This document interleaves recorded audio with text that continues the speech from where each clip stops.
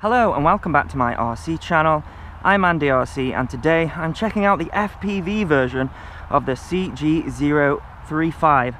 Now this one is from banggood.com, and a few videos ago I already reviewed the line of sight version of this and I thought it was pretty good, but now this is the FPV version, and the reason why I find this most interesting is it's got a 2-axis gimbal on it. Now for a while I've been wanting to see tiny gimbals on quadcopters. Now this one, however, is really a disguised gimbal because it's using micro servos here and here. I've taken this apart and I actually needed to take this apart, and I'll tell you for why. I flew this initially and the camera was all out of focus, and the reason for that is this lens here. It's actually a pretty good lens, but it was loose, so it could easily turn. So I took all these screws out the bottom of it here and I refocused it using the FPV monitor. Just pointed it at something in the distance and focused it on the monitor, so hopefully it'll be in focus now. And then I added some hot glue so that it doesn't move. So this gimbal connects onto the quadcopter here, so it's separate from the quadcopter, and there's just 4 screws that screws in underneath there, and there are 3 servo pads. 2 of them are for the pitch and roll, so there's no yaw stability with this, and the other is to send the PWM signal, because you can start and stop the recording from the transmitter. So it's using a dipole antenna underneath there. You have 8 different frequencies that you can select underneath. The camera records in 720p and it comes with a 4GB micro SD card. Now one thing that I didn't like about this is that the camera has a separate battery to power up the FPV gear, and it's a very small battery. It's something like 200 milliamps, and it only lasts for the duration of a flight, or 15 minutes according to the manual. So that's a bit of a downside. And you get given these landing legs just like the line of sight version, and you just screw those in under here. We've got the same massive 2200 milliamp 2-cell battery that is proprietary, and that just slots into there like so, and it's using a Dean's connector underneath, and it charges via this balance port here. So you're given a balance charger for it, and it just charges purely off the balance port there, so that just slots into place like so.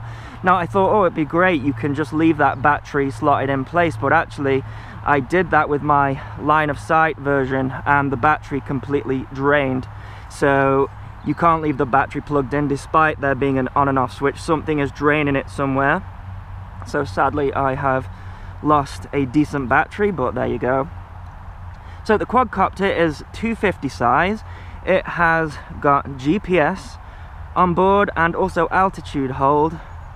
These are 1806 2300 kV motors. It's using quite big 2-leaf 6-inch props with these directional locking spinners there at the top. Now this one is £190 at the moment on Banggood, so not overly expensive for the features that it's got. However, I am a little bit skeptical regarding this gimbal, because really to get smooth, steady footage, you need brushless motors here, because servos, they move in stages like that. So I'm not expecting the highest stability out of this. However, I do think that it's going to be better than just having no gimbal at all. So I need to check how that is going to work. So we've got some lights underneath here. We've got 4 on the motors and then 4 underneath, and they have various different indications and some lights at the front as well. So the quadcopter is made out of this plastic material. It's glossy, it looks very nice, but it's fairly cheap overall, I have to say. So that is the quadcopter explained. Let's talk about the transmitter. So you're given this FPV monitor with a sunshade, which is quite nice. It's got an on switch on the side there.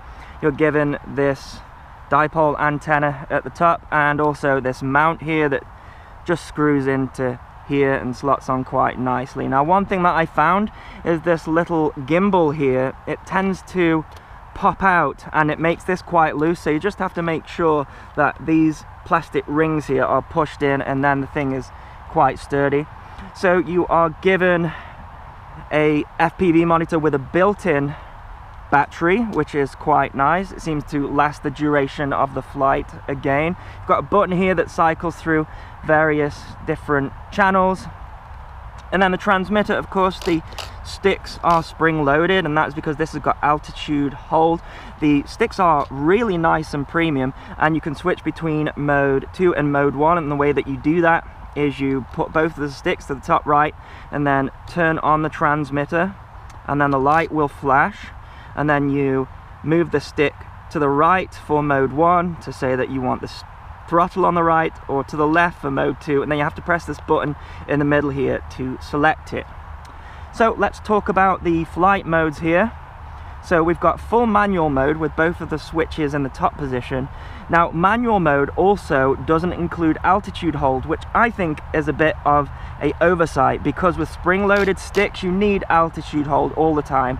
Otherwise you're going to have to be regulating the throttle against the spring, which I don't like. So second position is GPS hold mode, and then third position is return to home.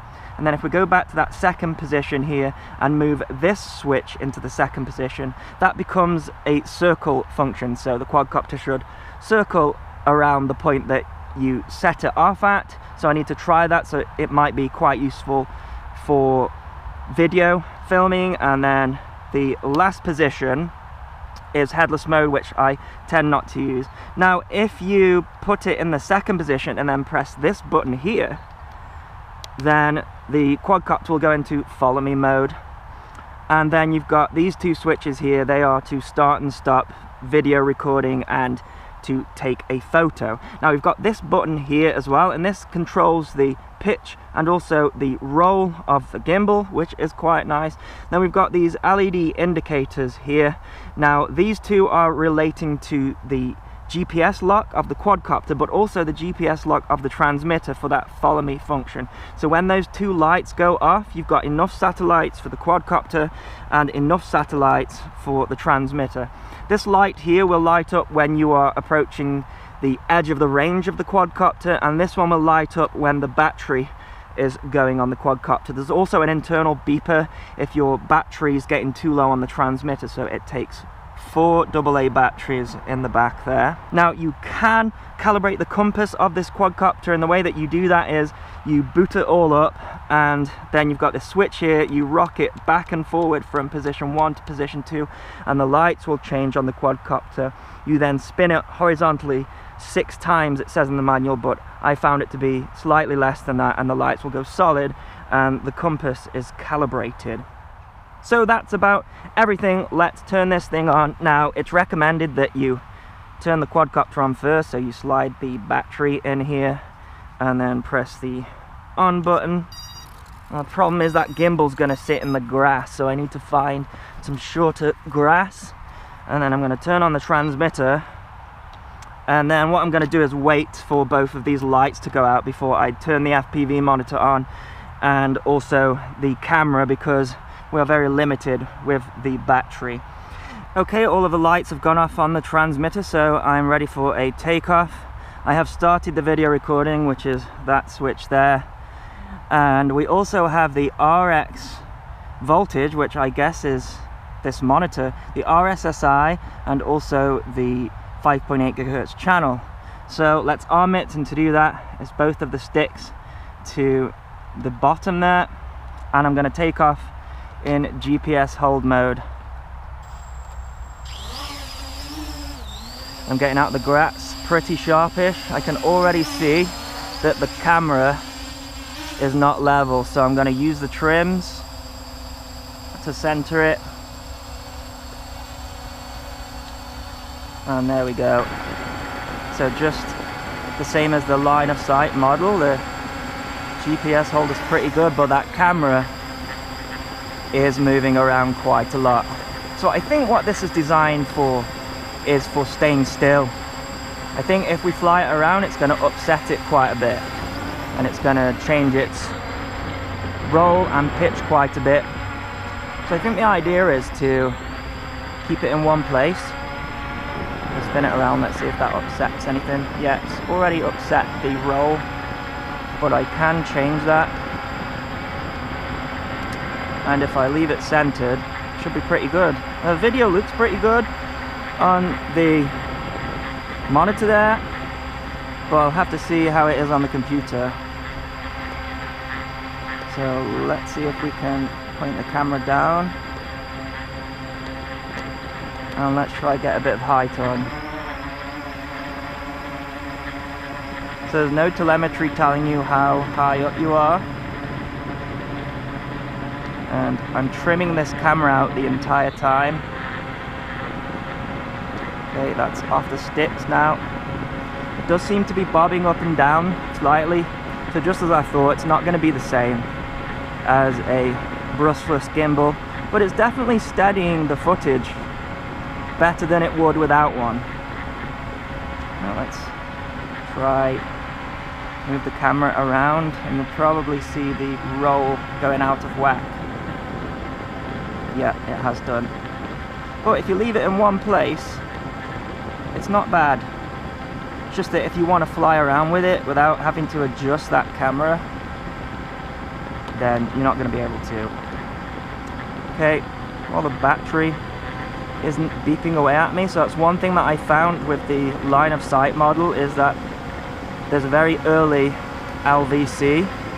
So let's try out that circle function before that kicks in. So I'm gonna move closer to it. Let's move it back a bit. Now it seems to just start the circle function from wherever it is. It's a very calm day today as well, which is going to go in its favor. So actually what I found the last time is that if I went into follow me mode, which is this one here, this button here, that the follow me mode worked quite well. And then if you come out of that, it'll start circling. It doesn't seem to like to go into the circle function unless you do it straight away. The gimbal again is slightly losing its roll there. So let's come out of that, and you can see there now that it's starting its circling function. And I can see on the gimbal it's already been upset by that. So let's try and stand where it's circling. It does just start circling from where it sets off. I'm going to try and move it back a little bit. See if we can get it circling a little bit further away. And now I'm going to trim out that gimbal. See, it's really difficult to stand where it's circling from. It just sort of starts. I'm having to sort of follow where it's going. It's not quite circling perfectly, and again I'm having to trim the gimbal the entire time that it's circling me. Yeah, so it does work, but that gimbal isn't staying level. See, and I also just saw the clip change there as well, so it splits the clip.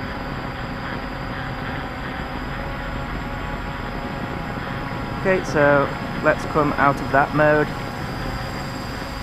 and let's try do some FPV with it, but I think I might struggle because of that gimbal.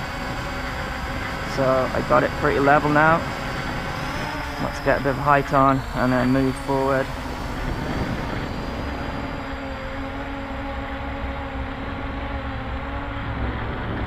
Yeah, when I turn, the gimbal gets upset, and I'm tilting my head to the side to try and follow it. So really, all the FPV system is for with this one is to just basically look at your shot, because the gimbal is just gonna roll to the side. Doesn't seem to be pitching, but it's rolling. and if you leave it in one place, it kind of behaves itself. It just doesn't like the movement. So what I'm going to do is just hands off there and just move into its shot. Just get it trimmed up so it's straight, and let's see how long it stays straight for. Let's tilt the camera down a bit as well. Okay, so that's hands off. And it stays fairly stable. You see slight buffeting, but not as bad as when it's moving around. So I think that is what you can use this quad for, is get your shot set up and then just let the quad hover by itself, because otherwise you're going to get some roll on the footage. Now the early warning voltage just kicked in there by the sounds of it, but it's gone off again. I find that it does that. If I fly it around a bit more, it'll probably kick in again. There it is. So let's just level the gimbal up and let's just try that return to home.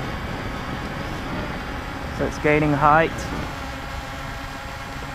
and while it's doing that, I'm going to try and control the gimbal so it stays level.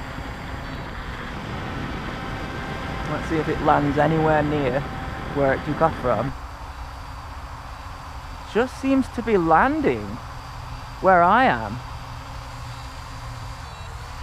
Yeah, it's coming down where I am and not where it took off from.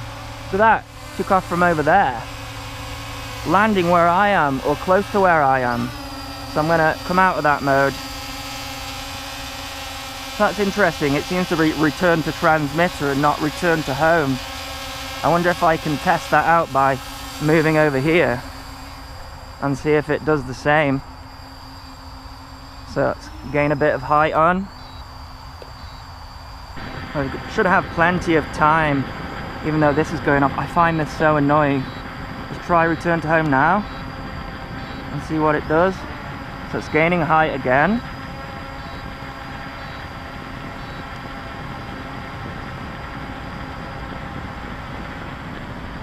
Gains quite a lot of height, I would say maybe 30 meters. Yeah, and look at that, it's returning to me, not returning home. That is interesting. But what would happen if you turn the transmitter off? I do not want to try that. But it's return to transmitter, not return to home. I would hope that it would return. Let's just come out of that mode. I would hope that it would return to home, but actually, I think probably what it would do is return to the last known position that the transmitter was, which really wouldn't be any good. Our battery is beeping loud now. The quadcopter doesn't beep, just the transmitter. It's obviously sending telemetry to it. It should be nice if it could send the telemetry up to the on-screen display here, but it's not doing.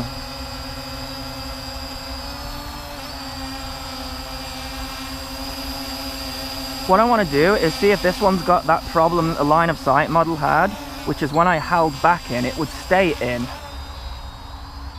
So interesting, this one doesn't seem to do that, so maybe that was a fault with the line of sight model that I had. Yeah, this one's compensating for that, so no problem with this one.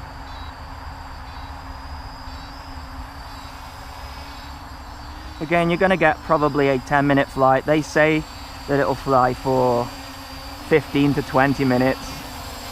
This is the second one that I've had, and none of them have flown for that long. 10 minutes maximum. We've got flashing lights on the back of the quad now. See if we can get a nice screenshot for you. Try and level out the gimbal.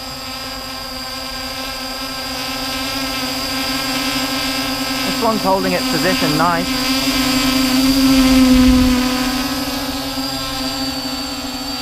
So I wonder if this one's got a different firmware than the other one. Now there is a USB port on the side, but as far as I'm aware, you can't update the firmware yourself.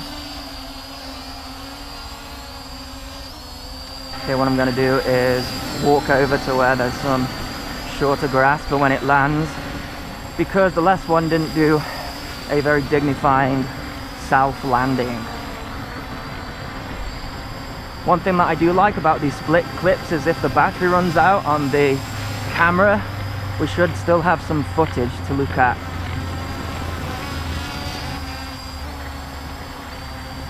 Now that has been doing its LVC for a long time now. So would I recommend this quadcopter? Well, I think I would. I would just say be aware that it may go out of focus. You might have to take it apart, so if you don't fancy doing that, then maybe don't get it. But for me, I'm used to taking stuff apart and building it, so I did that with this. And you also need to be aware that if you fly it around, that gimbal is going to drift. But if you sort of set up your shot and keep it in the same position, then you should get some nice footage. But again, it won't be as nice as a brushless gimbal. Just seems to be landing now. Can I interfere with it? No. Is it going to tip over? It didn't tip over. It didn't disarm though. I had to pull the throttle down. So let's stop the video recording. And that's still going off. So let's turn this thing off.